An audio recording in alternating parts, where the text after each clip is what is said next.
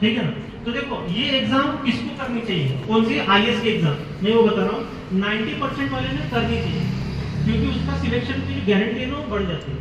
ठीक है, 80% वाले ने भी करना चाहिए, 75% के ऊपर वाले ने भी करना चाहिए, लेकिन 75% से नीचे जिसको मार्क्स है वो नहीं कर सकता। ठीक है ना, क्यों नहीं कर सकता, इसका जो सिलेबस है मैंने बताया सोशल साइंस सिलेबस है, 6th क्लास से लेकर तो 12th क्लास तक का सिलेबस, एक साथ आपका वो सिलेबस रहेगा।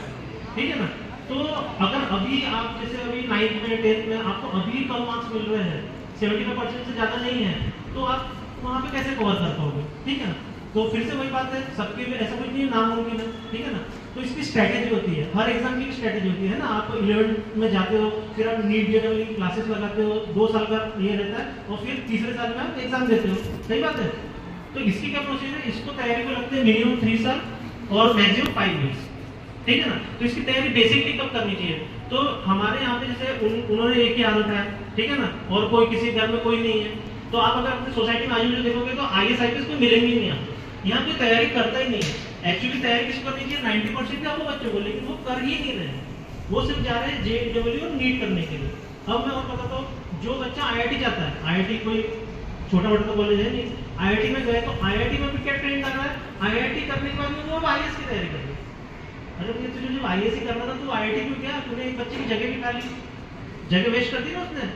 और देखो आप आईआईटी में गए हो तो आप क्या करोगे, टेक्नोलॉजी के इसमें कुछ अपना इनोवेशन करोगे, है ना, कंट्रीब्यूट करोगे, लेकिन आप क्या, तो उनको क्या पता चल, जो 90% वाले हैं उनको समझना है कि देखो डॉक्टर और इंजीनियर बुरा मत मानना, लेकिन एक तरह से वो डिसीजन मेकर्स नहीं है। 90% वाले को जो है या 80% के अबव वाले जो बच्चे हैं, उनको लगता है कि भाई हमको भगवान ने जब 80% 90% वाला दिमाग दिया है ना, तो हम देश में रूल नहीं कर सकते थे, हम डिसीजन नहीं ले सकते थे, है ना। तो वो ये गिल्ट होने लगता है उनको आईआईटी में जाने के बाद में, कि अब आईएएस बनना चाहिए। समझ में आ रहा है। तो अभी आप देख सकते हो न्यूज में जितने आईआईटी है ना वही सब यूपीएससी क्लियर कर रहे हैं। ठीक है, और दूसरा एग्जाम्पल देता हूँ, एक नाम लिखिए टीना डाबी। टीना डाबी आप एक नाम सर्च करिए, क्योंकि ये जब आप फ्यूचर में आप इसका नाम बोलते हो, टीना डाबी और उसकी बहन रिया डाबी। ठीक है ना, किसने क्या स्ट्रेटेजी बनाई, ये बचपन से 90% वाली लड़की थी, मतलब होशियार थी पढ़ाई में। ठीक है, तो जब ये 11th में गई तो लोगों ने क्या बोला कि भाई इसको आप डॉक्टर बनाओ, इंजीनियर भाई, है ना, जो रेस चलती रहती है।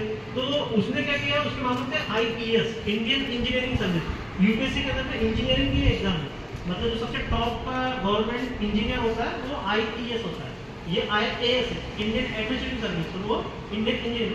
तो उन्होंने, उनको पता चल गया, दोनों को माता पिता दोनों आईएएस थे, तो उनको पता चल गया कि भाई हमारे बच्चों को हम आईएएस बनाएंगे, क्योंकि